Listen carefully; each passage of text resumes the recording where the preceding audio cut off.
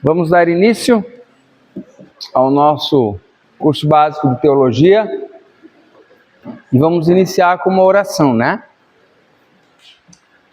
Vamos lá, todos de pé, por gentileza. Louvado seja Deus pela oportunidade que temos hoje aqui de estarmos adorando a Deus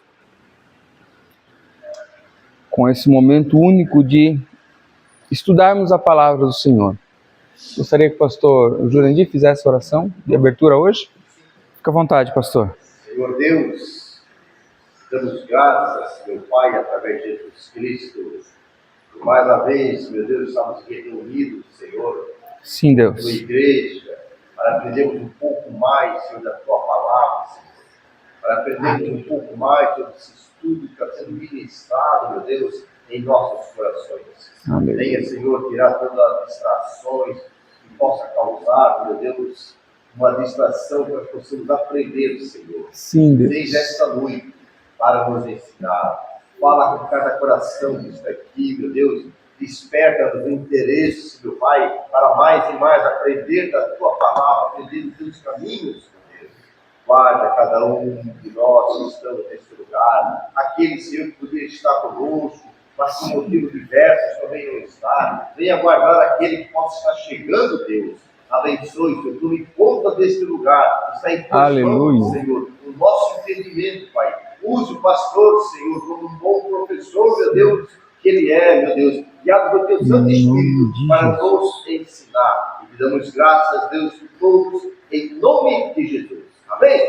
Amém. E graças a Deus. Fiquem à vontade.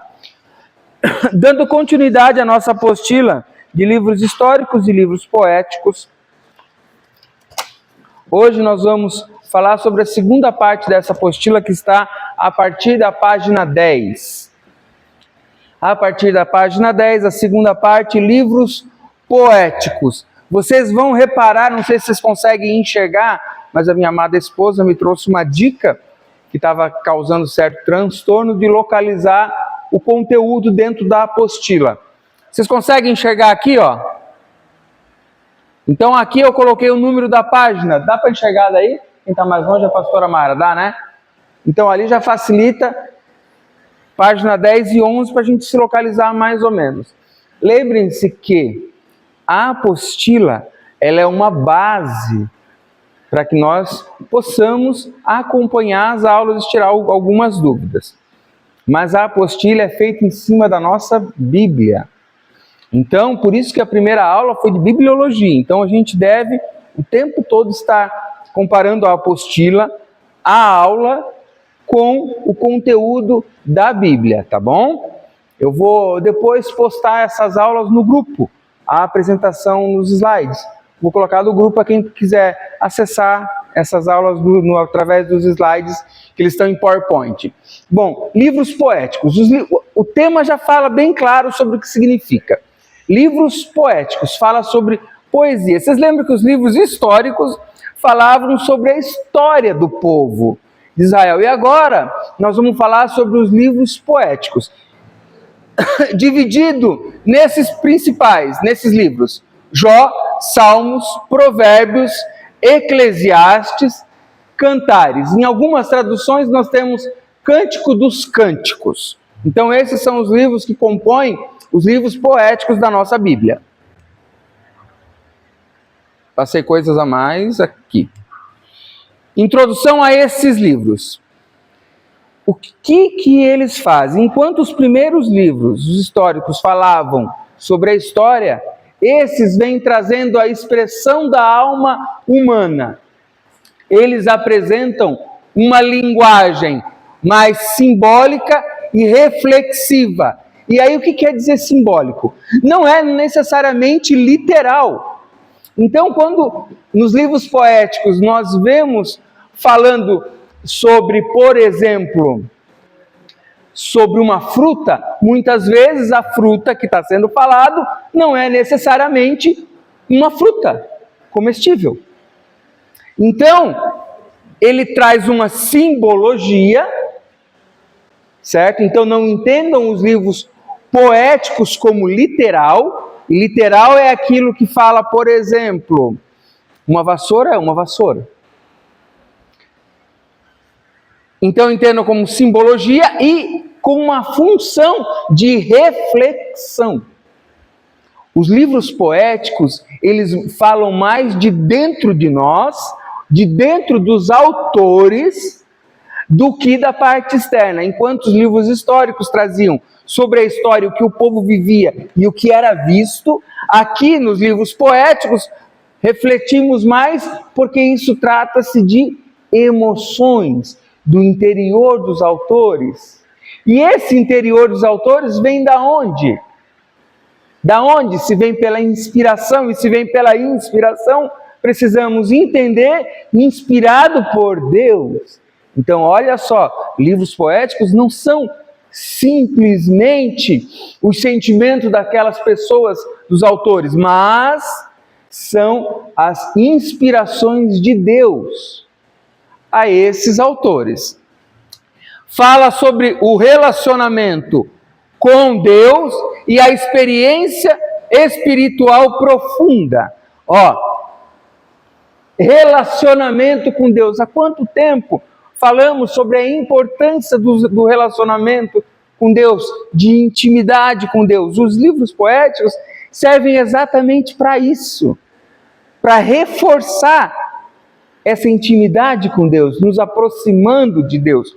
Por isso que são livros bonitos, são livros prazerosos de se ler, porque falam da emoção humana, só que não apenas da emoção humana, mas sobre a inspiração de Deus relacionada a essas emoções.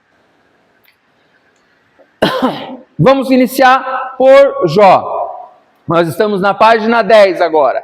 Em Jó, a teologia envolvida em Jó é o sofrimento. Como assim, pastor, a teologia do sofrimento em Jó? Porque trata-se disso.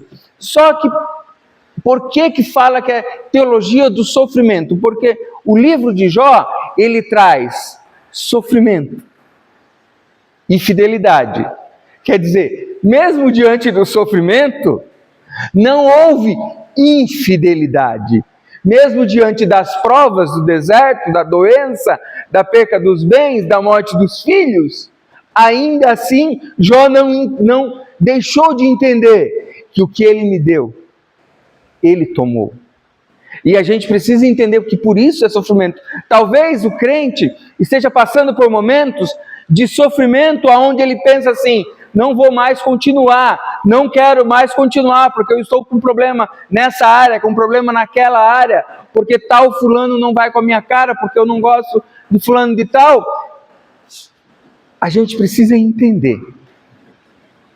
E no livro de Jó, ele traz muito sobre isso, sobre a necessidade de compreendermos que o sofrimento não é para nos afastar da presença de Deus.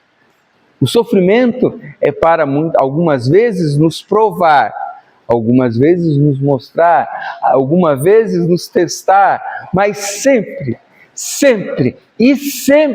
vai ser para nos aproximar de Deus, para que gere intimidade. Você quer ver uma situação que me aproxima dos meus filhos? É quando as coisas não vão bem. Se eles estão com um problema, eles buscam o pai.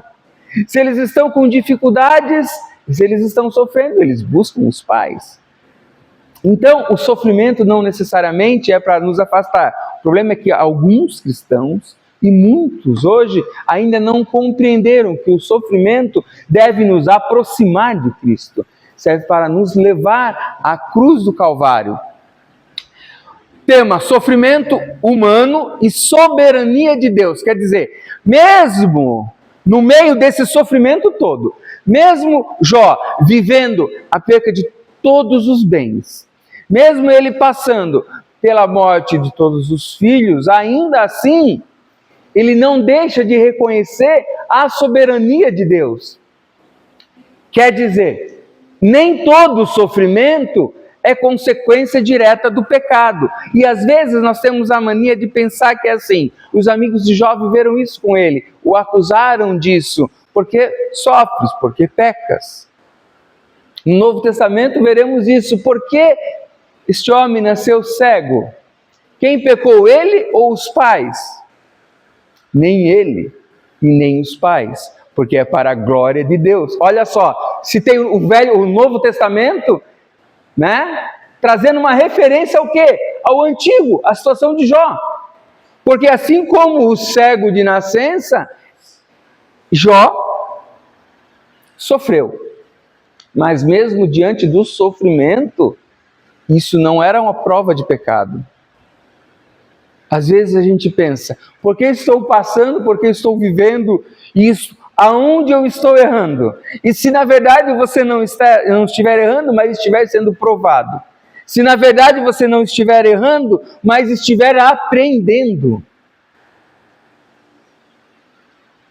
Por que que tudo é uma punição e não um aprendizado? Quem foi que disse que sair de casa para vir até a igreja aprender sobre a Bíblia era fácil? Quem foi que disse isso? Então, na verdade, nem sempre as dificuldades são para o sofrimento, embora muitas vezes, como no caso de Jó, trouxeram sofrimento. Muitas vezes estamos vivendo momentos de dificuldade, de lutas, de discussões, de situações que nos confrontam para que desenvolvamos um novo comportamento transformado em Cristo Jesus. Precisamos receber as afrontas que vêm contra nós, mas transformando-as em ensinamento para que possamos aplicar isso adiante. Mostra que nem todo sofrimento, o livro de Jó, nem todo sofrimento é consequência direta do pecado. Quer dizer, sofro. Senhor, por que sofro? Onde eu estou errando?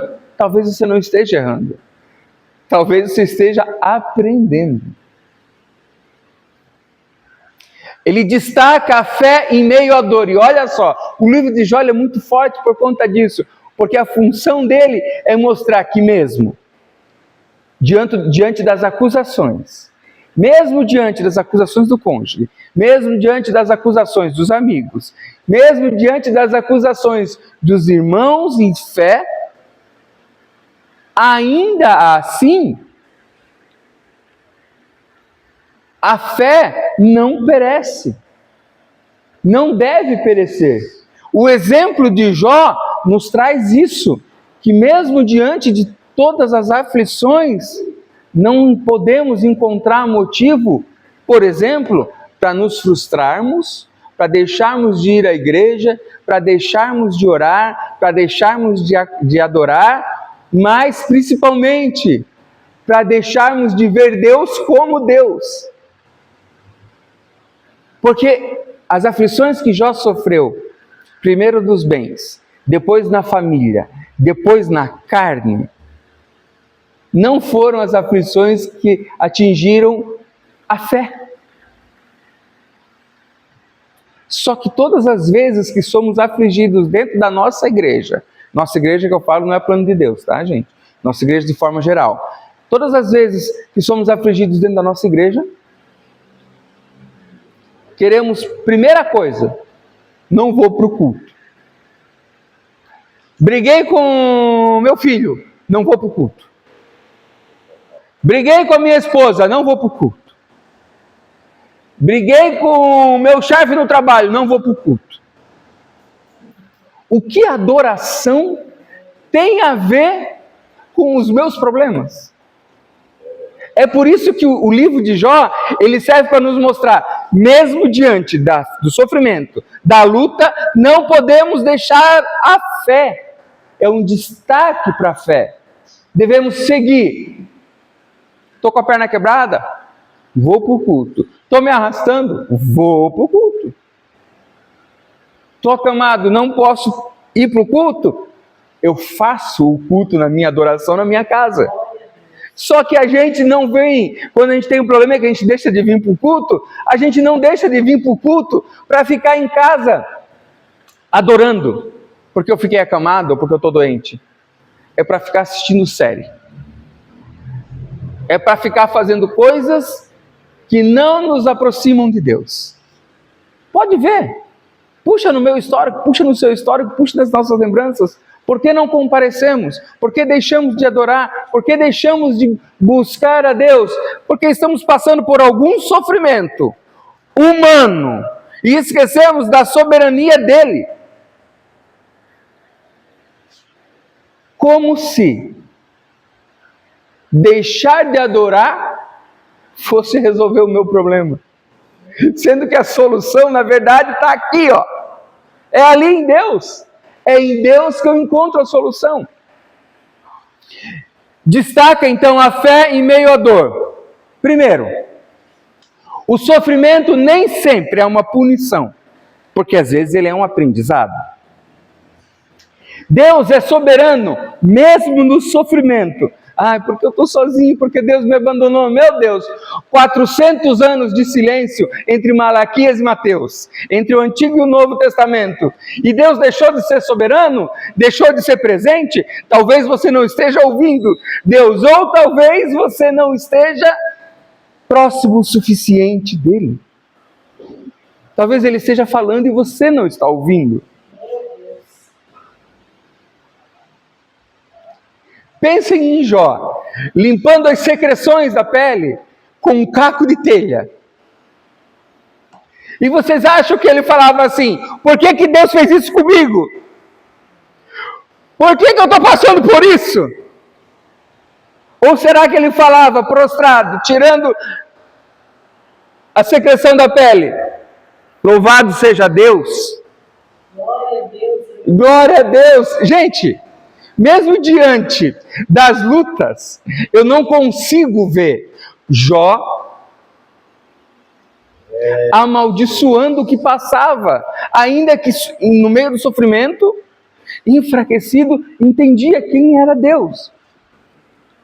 Deus é soberano, mesmo no meio do sofrimento, mesmo na luta no casamento, mesmo na luta financeira, mesmo no deserto dentro da igreja, mesmo no desânimo. Ele não deixa de ser luz, de ser soberano, independente do que você está vivendo. Deus não muda, Ele continua sendo o mesmo, independente do que eu e você estamos passando. Limite de compreensão humana. E aí vem uma questão. Muitas vezes nós queremos entender por que vivemos o que vivemos. Sendo que a palavra nos ensina, em tudo dai graças. Mas nós queremos inverter os papéis, como se o meu pai precisasse me falar por que eu não posso ir brincar na chuva. Traz um pouco da sua memória de infância. Você pequenininho, pedindo para o seu pai: pai, posso ir lá tomar um banho de chuva? E seu pai pensando: olha, melhor não vai. Não, na nossa época, nosso pai não falava assim, ele só falava não, e a gente obedecia, né? Mas olha só, o seu pai falando para você não, e você interpretando o seguinte: não, pai, mas por que eu não posso? Assim somos nós com Deus, questionando por que estamos sofrendo, questionando a soberania dele.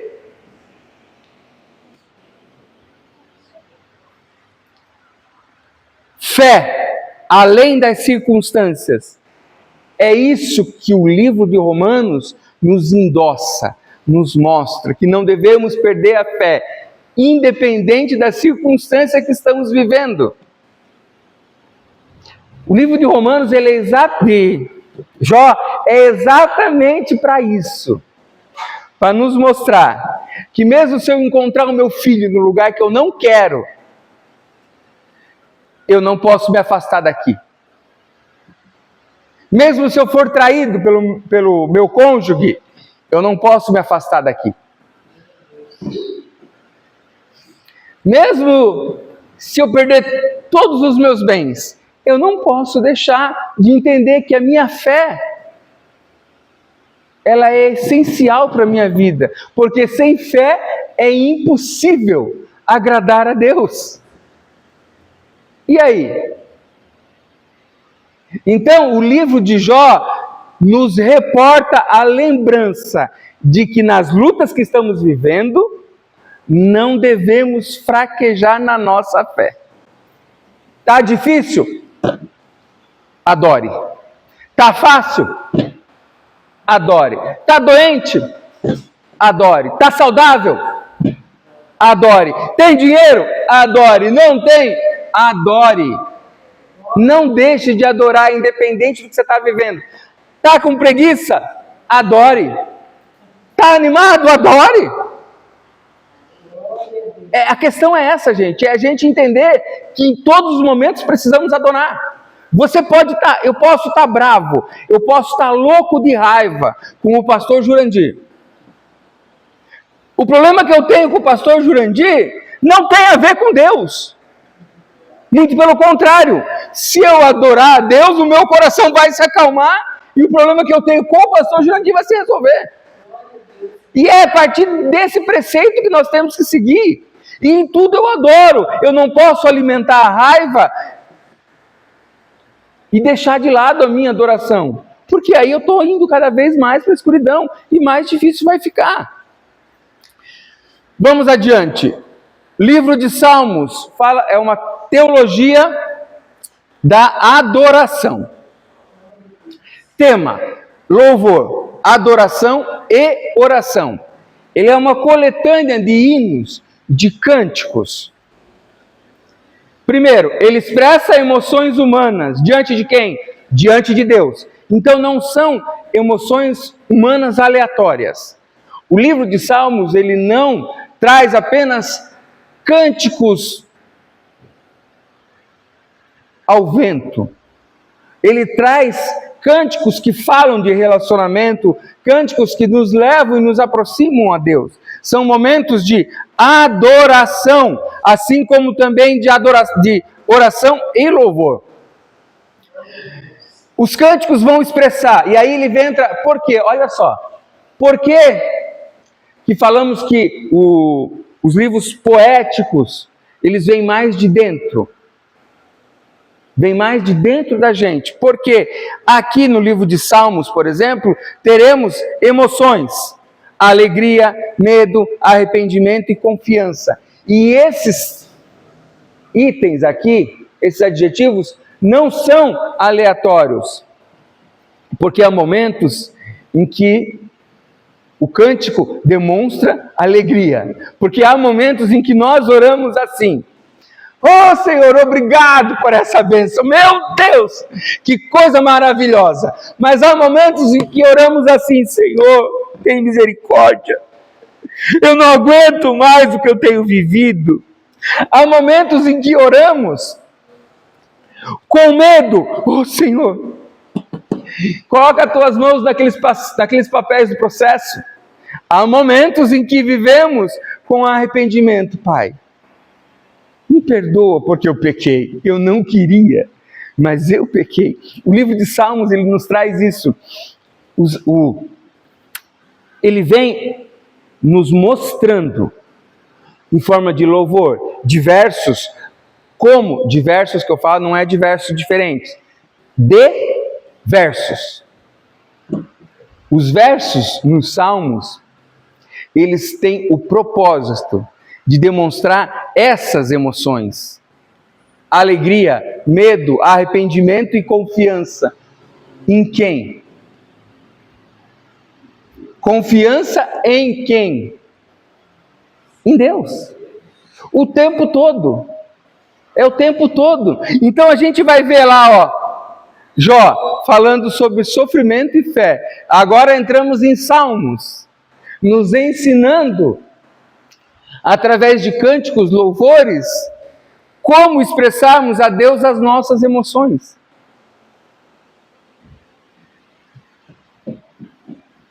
Eles expressam emoções diante de Deus, louvor, lamento e confiança. Salmos messiânicos, como Salmos 22 e o 110, e a base de espiritualidade bíblica. Por quê? Porque muitos desses salmos eram usados inicialmente como início de liturgias de adoração. Os cultos que nós vemos hoje, muitos salmos eram usados com propósitos de adoração. quando vejo que os livros poéticos, eles vão falando várias vezes sobre as nossas emoções, quer dizer, o que tem dentro que nós estamos pondo para fora. Vem falando várias vezes sobre como demonstrarmos essas emoções, como vemos agora em Salmos, e como lidarmos com essas emoções.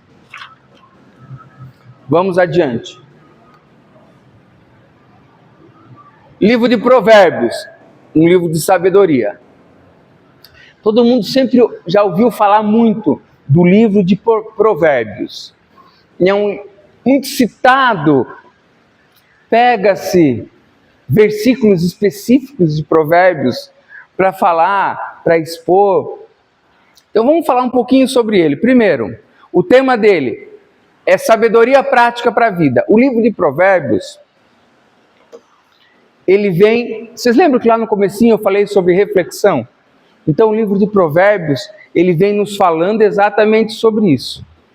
Refletindo, só que agora diferente da adoração de Salmos, o livro de Provérbios está nos ensinando na prática como agir.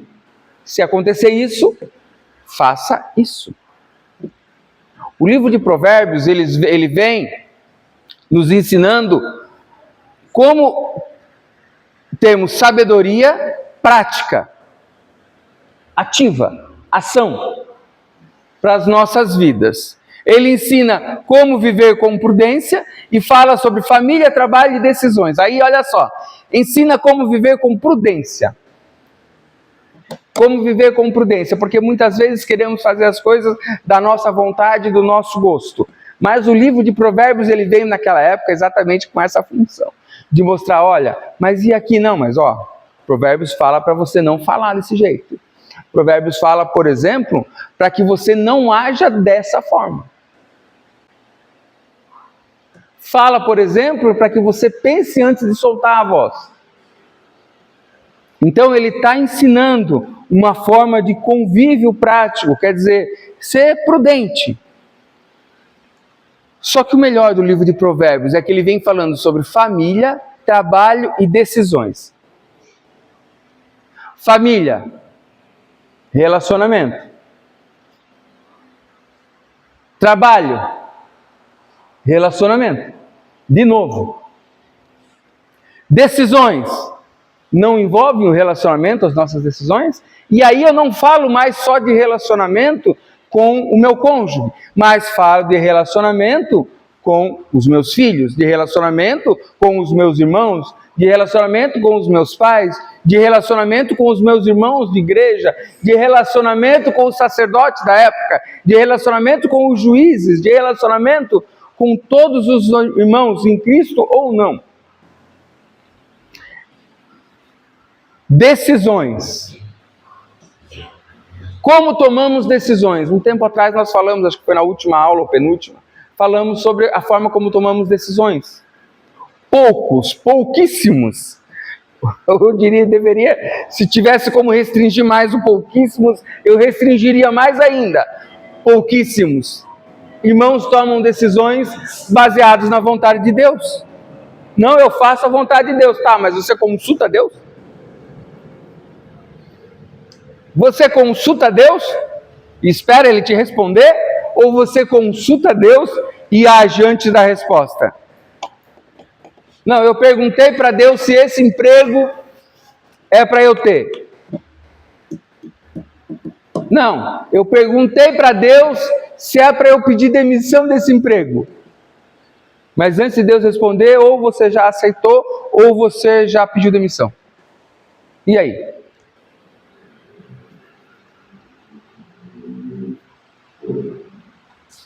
O que tem te ajudado, te auxiliado nas suas decisões? São as suas vontades ou a voz de Deus? Porque se eu creio, nós estudamos isso em bibliologia, que isso é a voz de Deus diante de mim, nas minhas mãos, eu preciso ouvir a voz dele abrindo a Bíblia, lendo. Mas da mesma forma que eu posso ouvir o Marino falar comigo e não entender nada, porque de repente o Marino fala comigo e entrou por um ouvido e saiu pelo outro, é a palavra de Deus. Porque se a palavra de Deus não vier para o meu coração, se eu estiver dentro da igreja, pensando em coisas de fora da igreja, o que está sendo ministrado em cima do altar não entra no meu coração. Conclusão, palavras ao vento. E aí depois não entendemos porque Deus não falou conosco. Depois não entendemos porque Deus não nos respondeu. Não entendemos porque as coisas não têm dado certo. Não entendemos porque estamos vivendo pelas lutas como Jó vivia. Naquele episódio onde ele vivia nas lutas. Porque talvez não estejamos ainda ouvindo a voz de Deus. Só estejamos ouvindo o balbúrdio, o som.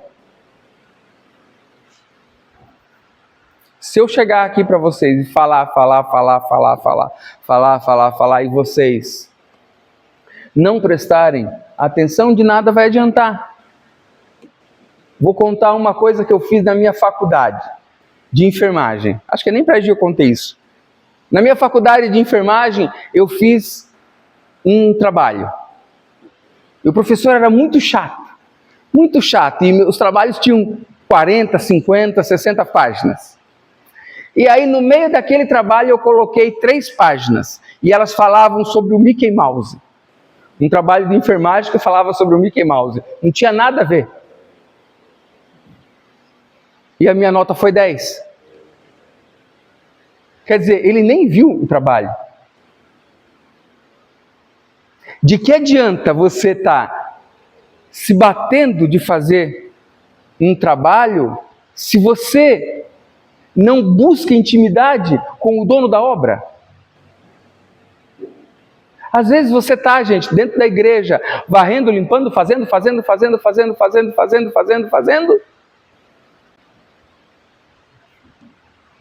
Mas você não para buscar intimidade com Ele. De que adianta? Se a gente não se atentar, é assim que a gente vai passar 30, 40 anos dentro da igreja, sem nem conhecer o nosso Deus. E precisamos estar atentos por conta disso. O livro de Provérbios nos traz sabedoria prática para a vida, temor do Senhor, contraste entre justo e ímpio e vida alinhada com Deus. Nós vamos encontrar isso na página 10. Então, ele vem nos trazendo, contraste entre justo e ímpio. E isso aqui é um ponto forte. Porque o contraste mostra coisas diferentes. Talvez todos aqui antes fôssemos ímpios, mas creio que hoje somos todos justos. Só que o que eu vejo aqui pode não ser o que Deus está vendo lá. Então, às vezes, eu estou querendo mostrar aqui uma coisa que no meu coração eu não sou. E quando o livro de Provérbios vem mostrar a diferença entre justo e ímpio, é para nos alertar sobre isso. Sobre a importância de sermos verdadeiramente justos perante a palavra de Deus. Não adianta apenas aceitarmos a Cristo aqui na igreja, se nós não praticarmos os mandamentos dele. Senão, o que adianta? Vamos ficar caminhando anos e anos aí, sem sair do lugar. E para finalizar, o livro de Provérbios, vida alinhada com Deus. E a vida alinhada com Deus não está voltada aos meus bens materiais. Não está voltada ao cargo dentro da igreja. Não está voltada ao reconhecimento de que sou homem ou mulher de Deus. Não está voltado à mídia, na hora que ela passa, que está me filmando, e aí aquele momento da mídia eu adorar. A vida alinhada com Deus é uma vida de entrega sincera. Entrega sincera por quê? Porque é sincera aquela adoração que vem do fundo do seu coração. É sincera aquela adoração que é verdadeira. É sincera aquela adoração que eu estou adorando a Deus. Mas se eu estou adorando a Deus, pensando em quem está me vendo, eu já deixei de adorar a Deus. Se eu deixo de adorar Ele, eu já não estou me alinhando com Ele. E eu adoro a Deus em todos os momentos. Eu preciso adorar a Deus em todos os momentos, na forma de falar, na forma de agir, na forma de me comportar. Perante toda a minha família, não só perante a igreja, perante aqueles que estão fora da igreja, perante aqueles que estão dentro da minha casa. Como tem sido o nosso comportamento quando não estamos debaixo dos holofotes? Ou seja, como tem sido o meu comportamento quando eu estou em secreto, em segredo? Ah, não, mas aí em secreto, em segredo eu estou com Deus, beleza. E quando você está no banheiro? E quando você está sozinho dentro do seu carro? Como tem sido o seu comportamento quando você está sozinho no seu trabalho? Quando tem sido o seu comportamento quando você vem sendo tentado pelo diabo? E aí? Esse é o momento em que ninguém vê,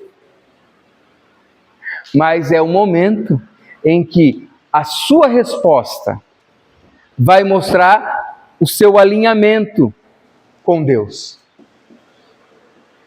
É quando ninguém vê, não é quando está todo mundo te vendo. Eclesiastes, o livro de Eclesiastes fala sobre o sentido da vida. Ele nos dá um rumo, um sentido, uma razão para a vida. O tema principal é sentido da vida mesmo, traz reflexões sobre o quê? Sobre a existência. No mundo a gente vai encontrar uma frase célebre: da onde eu vim e para onde eu vou. No mundo talvez não saibamos, ou melhor, no mundo talvez nós não soubéssemos da onde vínhamos e nem para onde iríamos. Mas em Cristo Jesus sabemos que viemos do pecado e vamos para a glória. E entender que viemos de um lugar e vamos para o outro é essencial para que eu não me perca no caminho. O livro de Eclesiastes ele vem nos mostrando que, mostra que tudo é vaidade sem Deus. Gente, o livro de Eclesiastes, ele é maravilhoso porque ele está mostrando exatamente que assim, você estuda a Bíblia. Você estuda a Bíblia. Olha só, vou falar de mim. Pastor Luiz, você estuda a Bíblia para pregar? Você busca oração? Você faz isso? Beleza, faço. Por quê? É para a igreja? Reconheça que você é grande? Ou é porque você quer, no seu coração, falar a verdade sobre Deus? Às vezes a gente está num local, e quando eu falo num local, eu falo de uma posição. Numa posição olhando para cima e falar, eu quero estar lá, eu quero estar lá. Mas aqui onde eu estou, não estou fazendo nada. Como é que eu vou chegar no andar de cima de um prédio se eu não subir o primeiro degrau? Se eu não der o primeiro passo? Como que eu vou daqui até a parede se eu não der o primeiro passo em direção à parede? Se eu não der o segundo passo? O livro de Eclesiastes nos fala que tudo sem Deus é vaidade. Quer dizer, se nós fazemos alguma coisa mesmo dentro da igreja, mesmo dentro da palavra, mas estou pensando mais em mim do que na obra, no reino de Deus, é vaidade. E se é vaidade, volto lá para o ímpio. Volto lá atrás, no que foi falado anteriormente, sobre alinhamento de vida com Deus. O livro de Eclesiastes, ele vem para nos mostrar isso, nos mostrar que se eu não estou fazendo verdadeiramente, de coração aberto e puro, para Deus, é vaidade. Quer ver um exemplo de vaidade? Se você ajuda na cantina da igreja e doa para todo mundo, sobrou 10 coxinhas. Compro 10 coxinhas e pego essas 10 coxinhas e dou para os meus irmãos da igreja para que depois, olha que legal que ele é, que legal que o pastor é. Vaidade.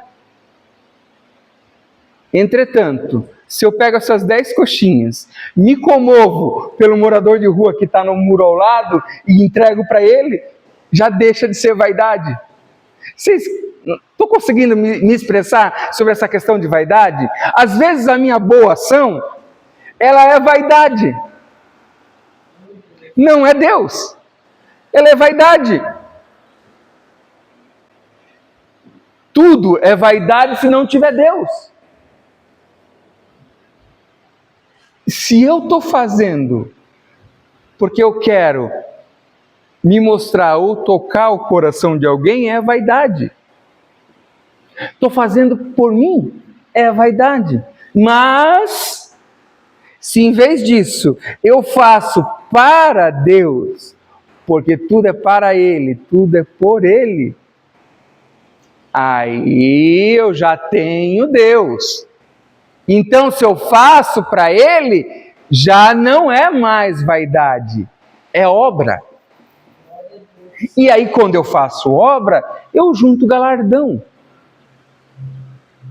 E aí, quando a gente fala da nossa coroa, guarda a tua coroa, algumas pessoas, que coroa é essa? Que coroa é essa que falam para a gente guardar? Olha aí, ó. Talvez realmente muitos crentes não tenham uma coroa, porque só têm vivido de vaidade, de reconhecimento aqui, esquecendo do nosso Deus. O livro de Eclesiastes nos traz ênfase sobre a vaidade da vida sem Deus, as limitações humanas, a reflexão existencial e, como conclusão, o temor a Deus. Então eu quero que observem aqui, ó, limitações humanas. Nós falamos sobre vaidade, mas eu quero falar agora sobre as limitações humanas. Até onde é limitado a minha obra? Até onde vai a limitação humana? Eu entendo, e agora não é a Bíblia, sou eu, que a minha limitação humana vai desde o meu fôlego de vida. Porque lá em Gênesis, quando fala, soprou as narinas do barro, e ali fez alma vivente, quer dizer, o primeiro sopro de vida ali, já era minha limitação, sem o sopro, nada. Mas como nós temos dificuldade de reconhecer isso? Vemos no nosso cônjuge, muitas vezes o nosso adversário. Vemos nos nossos filhos, vemos no nosso pastor, muitas vezes o nosso adversário. Olha como nós estamos fechando os olhos para a obra de Deus nas nossas vidas. Pensando mais com a nossa mente do que com a palavra de Deus.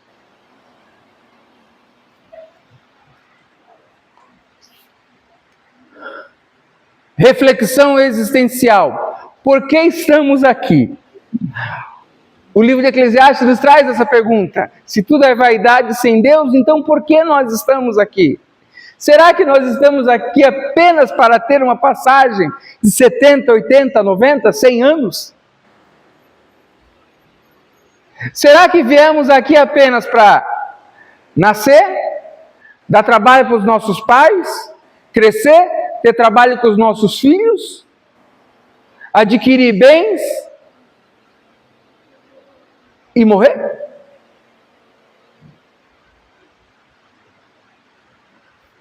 Quantas pessoas não têm refletido sobre isso? A gente está vivendo momentos de luta, dentro das famílias, as famílias se guerreando, se confrontando, parece gladiador. Dentro das famílias, sem pensar, sem refletir sobre qual o nosso objetivo nesse mundo. O nosso objetivo nesse mundo não é, e repito, não é brigar com o nosso irmão. E quando eu falo do nosso irmão, eu falo o nosso irmão, o morador de rua, o cara que bateu no carro, o nosso irmão, a nossa esposa, o esposo, o nosso irmão, os nossos filhos, nosso pai, o nosso irmão de sangue. O nosso irmão em Cristo é cada um. Talvez ele não tenha sido convertido ou alcançado, mas é obrigação minha e sua alcançar e mostrar a palavra de Deus para ele. Como que a gente vai fazer isso brigando? Como que a gente vai fazer isso brigando dentro da nossa igreja? Como que a gente vai fazer isso brigando com aquele que eu deveria aconselhar? Como que a gente vai fazer isso brigando com aquele que eu deveria receber conselho? Pensamos mais nas nossas próprias vontades do que na vontade de Deus. E isso tem nos afastado da presença dele. Livro de Cantares, Teologia do Amor. Esse acho que vem para os casais, né? Teologia do Amor. Porque olha só, o livro de Cantares, o tema é amor. O livro de Cantares, o tema é amor. Tudo vai correr de forma simbólica, na maioria das vezes, de forma simbólica, nos aproximando do amor, falando do amor. Então, só que não é o amor Deus humano. É o amor que nós temos aqui, homem e mulher. É o amor do casal. O livro de Cantares é um impulso, uma reflexão, um estímulo aos casais, ao amor entre homem e mulher, porque vejam bem, se não existisse amor entre homem e mulher, nenhum de nós estaria aqui. Como assim, pastor? É só puxar, é só você pensar nos seus filhos. Se não existisse amor entre você e o seu cônjuge, como haveriam filhos? Se não houvesse amor entre o seu sogro e a sua sogra, como você teria uma esposa ou um esposo?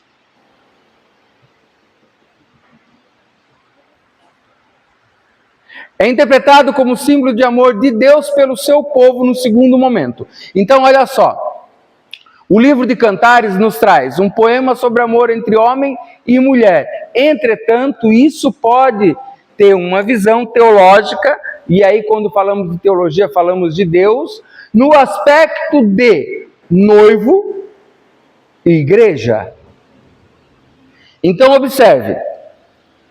Homem e mulher. Eu e Gi, o amor entre nós. E aí nós vamos ver simbologias no livro de Cantares que nos ensinam a lidar com as situações conjugais entre homem e mulher. Entretanto, quando pensamos em casamento homem e mulher, pensamos antes do casamento. E antes do casamento, normalmente as pessoas noivam.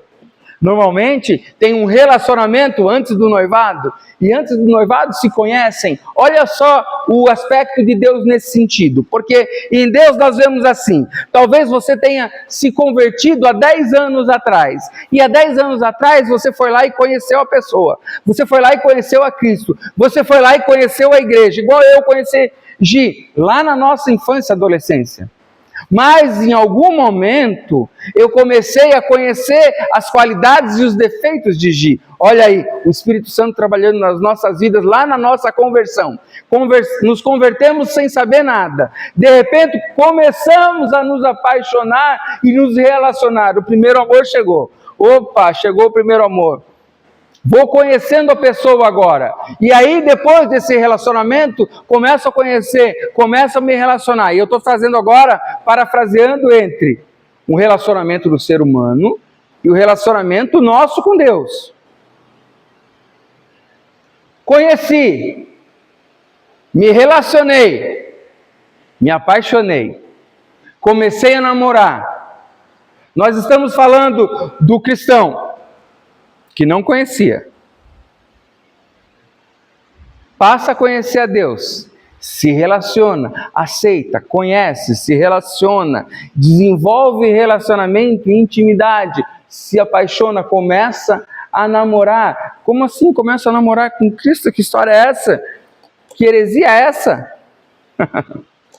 Você nunca teve o seu primeiro amor? Em que você lá na sua casa fala, meu Deus, hoje é segunda-feira ainda e o culto é só quinta-feira, mas o culto foi ontem, mas eu já queria estar no culto de novo. Eu já queria estar lá ouvindo o pastor pregar, eu já queria estar lá dando glória a Deus. Isso é como? O primeiro amor é mais ou menos assim, como a gente quando começa a namorar com uma pessoa, que olha para a pessoa e fala assim, meu Deus, que saudade de estar em casa com a minha esposa, que vontade de chegar em casa, só que a hora que eu chego em casa é só luta, só guerra. O primeiro amor, ele fala sobre isso. Eu gostaria de estar lá, mas a hora que eu estou...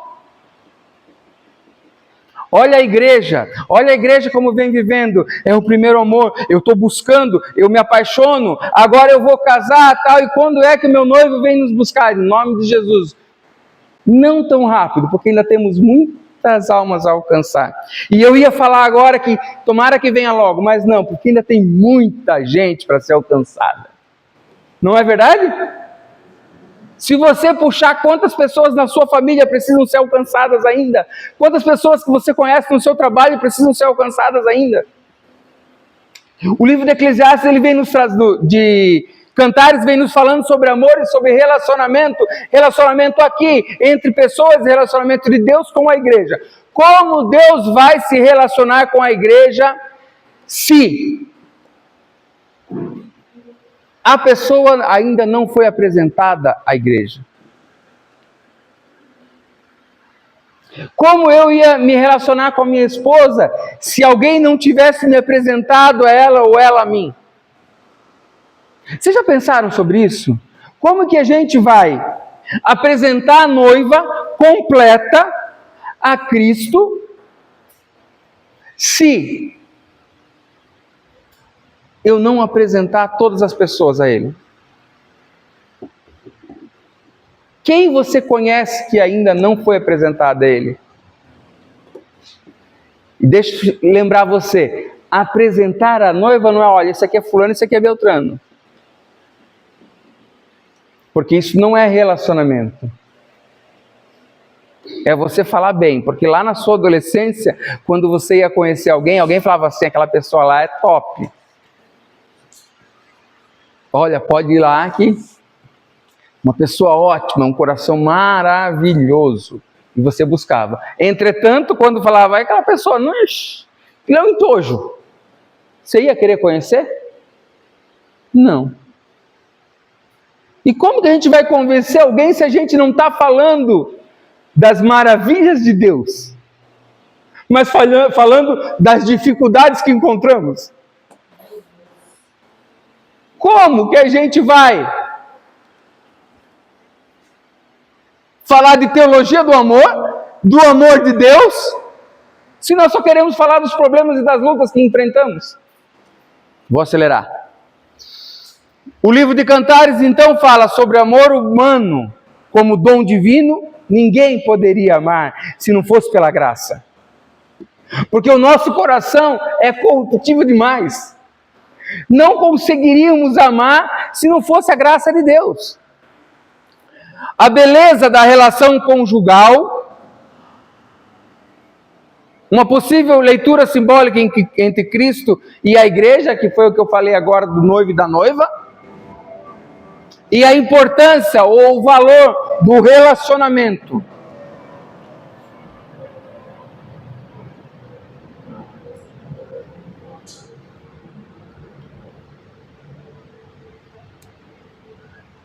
João, dá uma olhadinha lá para mim, por favor. Acho que não passou ou acabou.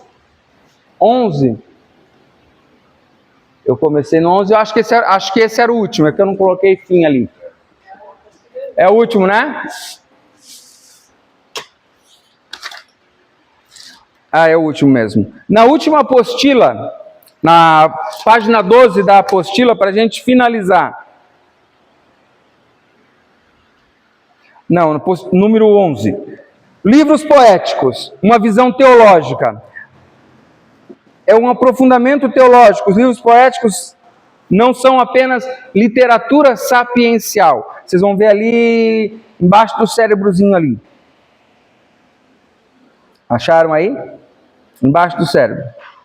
Eles trabalham 3 grandes eixos. Eu queria reforçar isso aqui com vocês, ó. Eles trabalham 3 grandes eixos. A sabedoria, em Provérbios e Eclesiastes.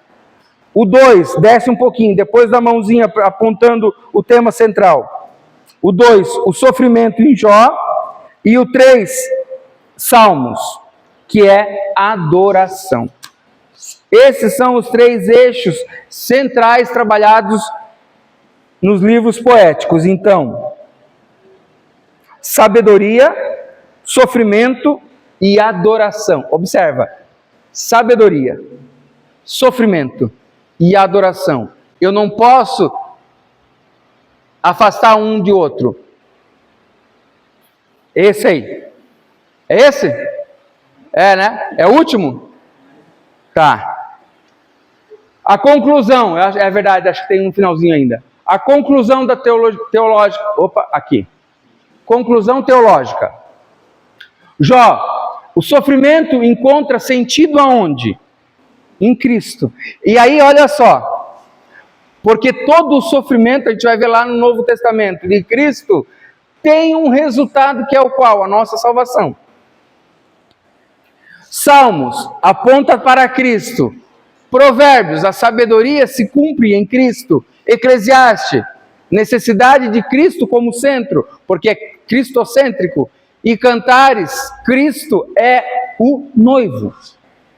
Tudo, a Bíblia vai apontar para o Novo Testamento em Cristo.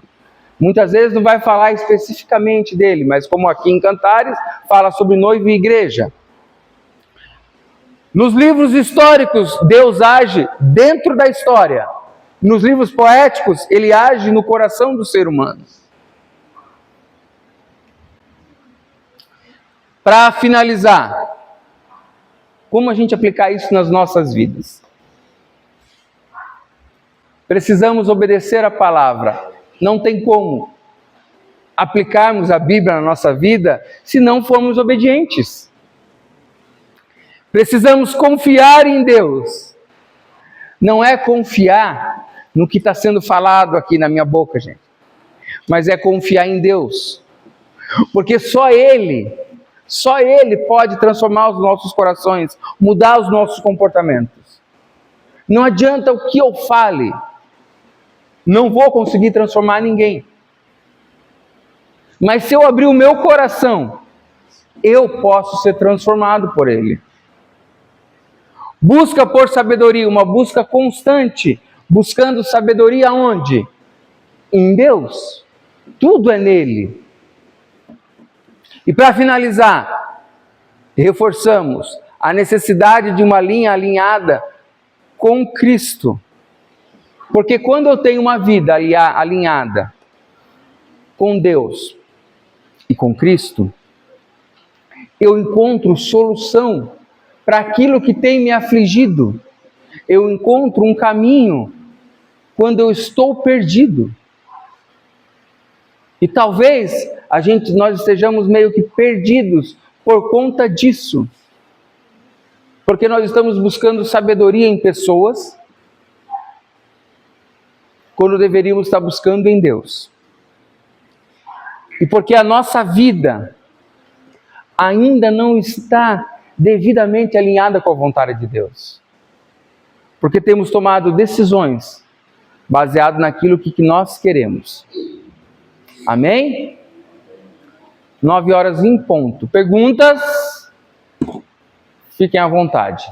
Se pudermos responder, responderemos. Ninguém tem nenhuma pergunta?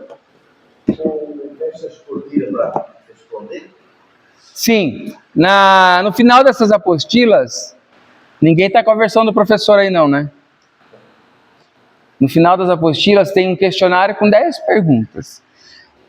Essas perguntas vão ser questionadas vocês? Vai ser feito prova para isso? Claro que não, né, gente? Mas essas perguntas servem para vocês exercitarem o que aprenderam. Então, assim, vou ver uma pergunta aqui.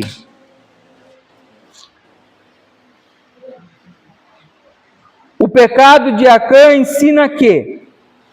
Na segunda questão. Onde eu vou encontrar isso? Quando você for buscar a resposta para essa questão, você vai ter que ler a Bíblia, você vai ter que estudar, e aí você está adquirindo conhecimento. As questões são para isso. As questões são para que você vá buscando. Peraí, mas o que é isso aqui? Porque você quer ver uma forma da gente buscar conhecimento é como quando somos questionados. Então é para isso que tem essas questões aí, tá bom? Alguma pergunta? Nenhuma pergunta? Amém. Vamos orar então para a gente finalizar? Pastor Jonei, fica à vontade. Vou fazer orar pelas suas ovelhas.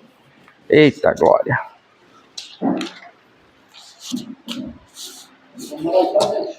Amém. Deus da graça, Deus poderoso, queremos te agradecer, Jesus, por esse momento que estamos na tua presença aqui, adquirindo mais sabedoria que vem de ti, Pai, para nós continuarmos a tua obra, para nós fazermos com mais excelência, meu Deus. Então, muito obrigado, meu Pai, por ter direcionado esse ensinamento, por estar presente nesse ensinamento. Agora te pedimos, nos leva, Paizinho, de volta para os nossos lares, para os nossos afazeres, com a tua proteção, com a tua graça, com a tua orientação. Obrigado, meu Deus. Eu te agradeço em nome do Pai, do Filho e do Espírito Santo. Amém. Amém. Glória a Deus.